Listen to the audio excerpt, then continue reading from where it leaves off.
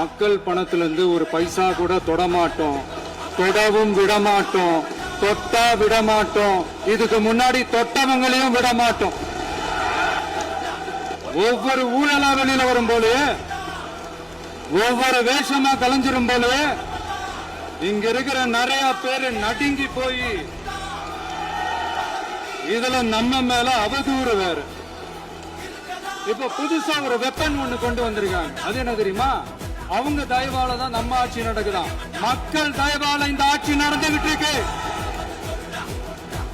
மனசாட்சி உள்ள சக்திகளோட ஆதரவால இந்த ஆட்சி நடந்துகிட்டு இருக்கு. அனுப்பி வச்சோம், நாங்க தான் அனுப்பி வச்சோம் அப்படின்றாங்களே. அனுப்பி வச்சவங்களுக்கு மினிஸ்ட்ரியில இடம் கொடுத்தா ஏன் கதறீங்க? ஏன் இவ்வளவு கோவம்? ஏன் இவ்வளவு கதறல்ஸ்? இதுல இன்னொரு முக்கியமான விஷயம், மார்க்சிஸ்ட் கம்யூனிஸ்ட் கட்சி நமக்கு ஆதரவு கொடுத்தது சுயேட்சையா எடுத்த முடிவுன்னு சொல்றாங்க. அதே மாதிரி இந்திய கம்யூனிஸ்ட் கட்சி நமக்கு ஆதரவு கொடுத்தது சுயேட்சையா எடுத்த முடிவுன்னு சொல்றாங்க.